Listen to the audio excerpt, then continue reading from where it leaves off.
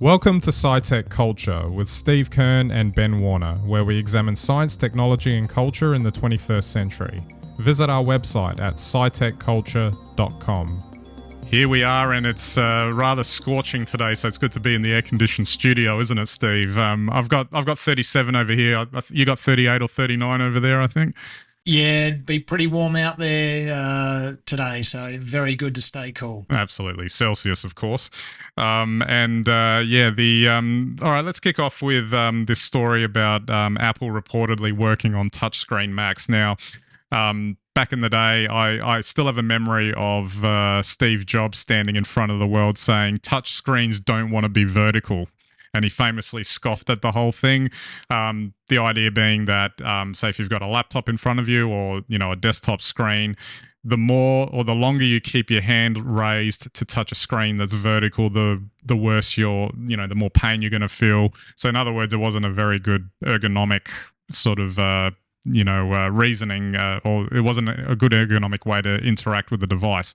Henceforth, they just never put touchscreens on Macs to this day, so there isn't one now. Now, apparently, there's been a flood of rumors about a whole bunch of things related to Apple in January already of 2023, and this is one of them, that they're apparently working on a touchscreen Mac, and with an OLED display, no less. Now, the first thing that I thought of is, they've been working on a touchscreen Mac in the lab since the year 2000 anyway.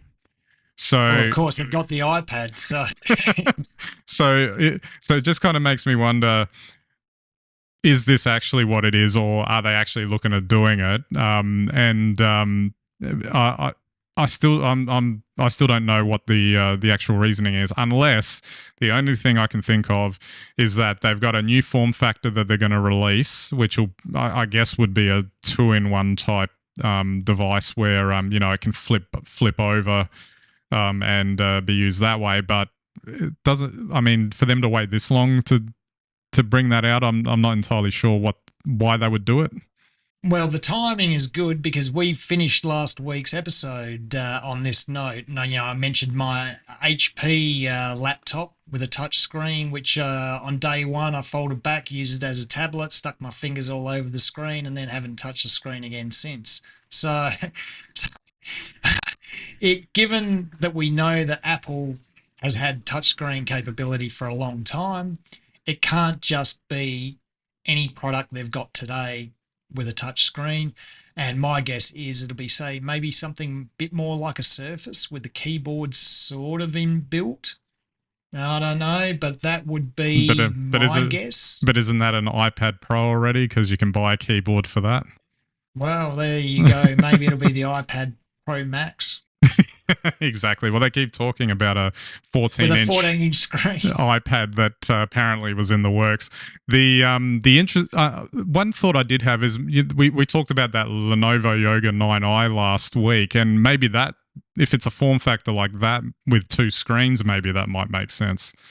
Well, that's right. I mean, that could be the other thing, but if they go to a touchscreen keyboard, there'll be a lot of detractors for that. When the iPad first came out, I remember us doing one of the episodes and I typed up all my notes and in fact was writing quite frequently just on an iPad, just on a touchscreen keyboard. Didn't enjoy it overly, but it wasn't impossible. I wouldn't write 15,000 words on one, but 400-500, no problem. And you think, so maybe that's what Apple will go for here. It would have to be, I think, as you say, dual screen. And it would have to be tabletish, but with added benefits. So that sort of points to a dual screen. And you'd think it'd have to be a touchscreen keyboard, wouldn't it?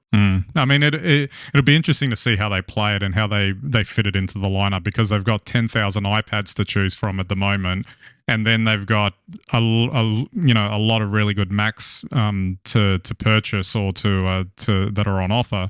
And if there was going to be a time when they were going to shake up the form factors of the Mac, then the introduction of the M1 and the M2 is probably a good time to do it, because they've got the chips now that they could pretty much make any form factor, and it's amazing.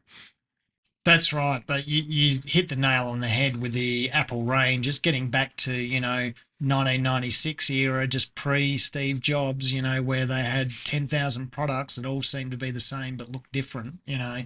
Yeah. I guess Apple, has never been afraid to cannibalize an existing market by tweaking something or adding something new in.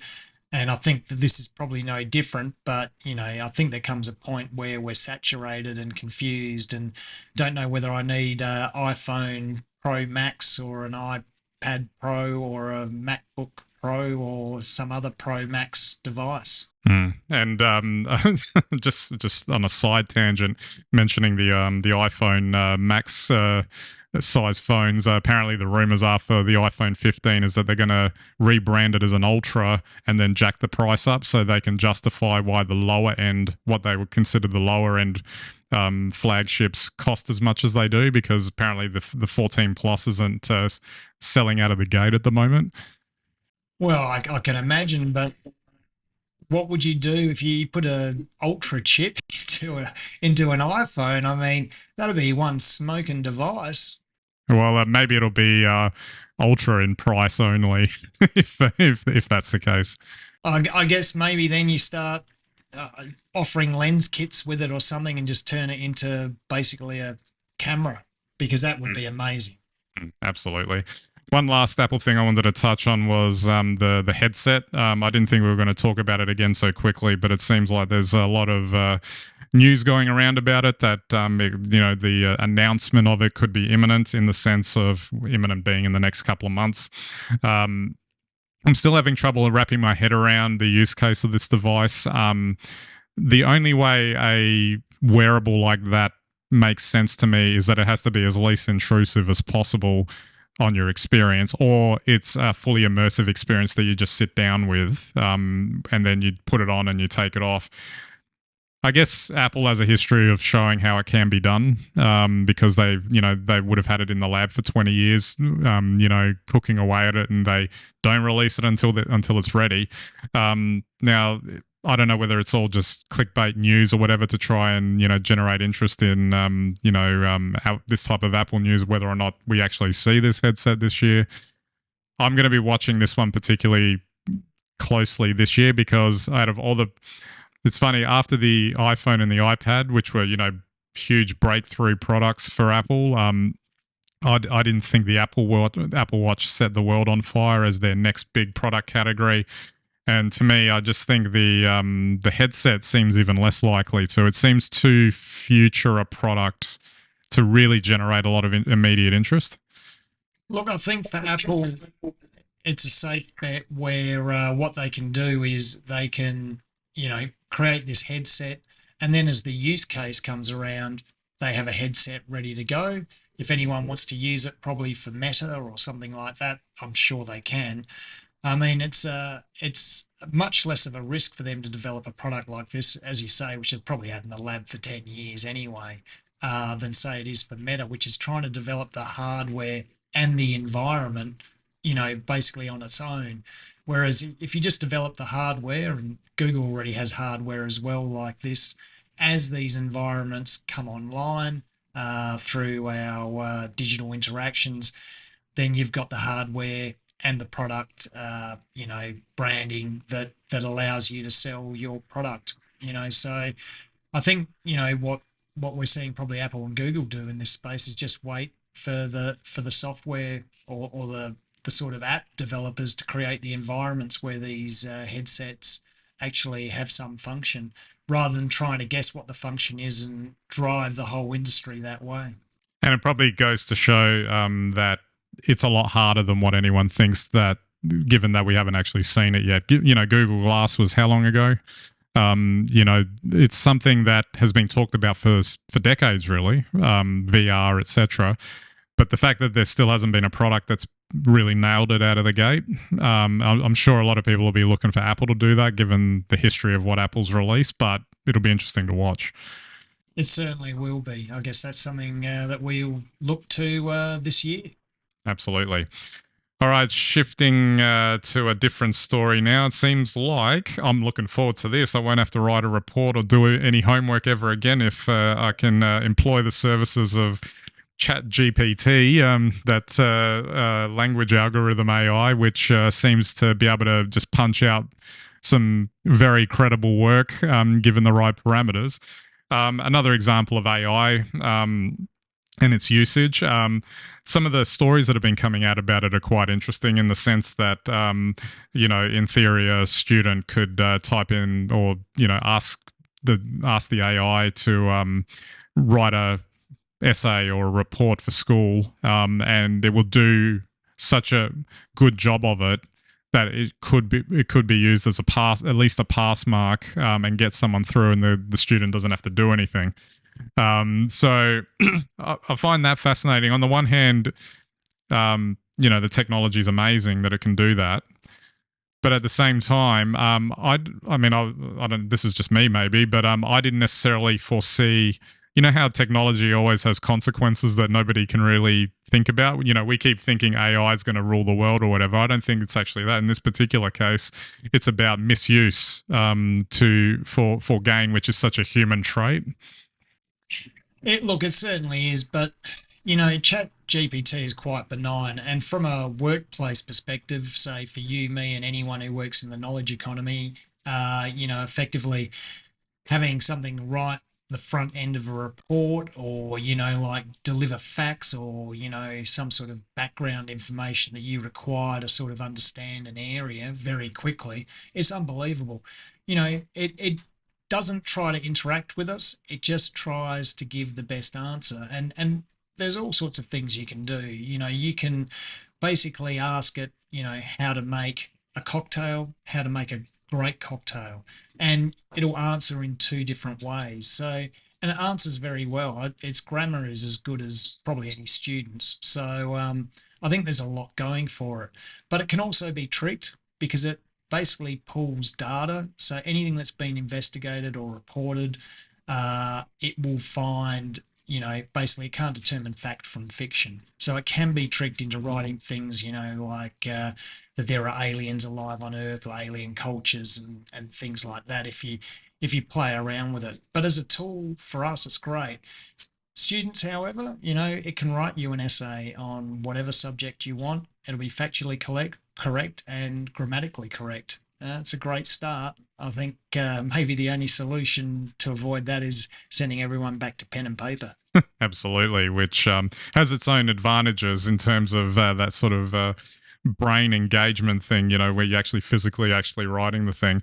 But then, the other thing, of course, is that you just get a bunch of generic essays being generated for that end up getting submitted. So that's no good either.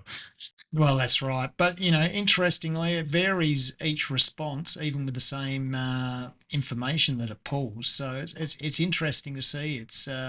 It's great. Like it's a great tool with great potential, and it's probably a positive, despite the fact that everyone's a little bit concerned that it could be misused by students. Mm. One thing I did want to point out, just on the AI front, is this idea: can the AI become nefarious at in different later stages, newer versions of it or whatever? And I think it was Neil deGrasse Tyson who actually gave a really good answer to this, which was he wasn't terribly concerned with what ChatGPT could do from a nefarious point of view, and the reason why is because it seems like it's magic what it's doing, but what it's actually doing is really sourcing a massive, massive data set that no human brain could ever, compute on its own, and then uses all of that data to create the answers that it's creating. But that doesn't necessarily mean that it's actually showing any initiative to create the answer, like a new answer, a new type of interpretation, like that sort of thing, in the sense that it's well, it's not decision making AI. Exactly, yeah. So in that sense, look, it may be that it gets to that point at some far-flung point in the future, but this is not, even though it looks amazing and it is an amazing tool, it is kind of doing a simple thing, but on a grand scale. I guess that might be the best way to put it, and that's kind of why it looks like it's magical. Look, absolutely. I'd recommend that everyone have a play around with it if they log on and have a go. But it won't predict anything. So you can ask it, what's the future for, stocks this year, or, you can ask it, should I do this? It's not going to give you a decision. It might give you a background on information that will help you make a decision, but it won't. It doesn't do anything that's truly controversial. Absolutely, absolutely. Well, Steve, I think we might wrap it up there, and I think ChatGPT will probably come up a couple of more times this year. So I think we'll we'll come back to it as it goes. I had heard that the stock price went up quite a lot after it got announced, which doesn't surprise me because you can imagine that the value in this as a tool is quite valuable. Oh, it won't be long before they're charging subscriptions, I'm sure. Well, just think of that touchscreen Mac running ChatGPT, and then you've got everything going. Oh, absolutely, absolutely. All right, so don't forget to check out our website, scitechculture.com. You can get all of our links and content there. You can subscribe to our YouTube and Vimeo channels, our RSS feeds, and watch us on any and all of your devices, and we greatly appreciate your visits to our website. All right, so that's it for this episode. We'll catch you next time.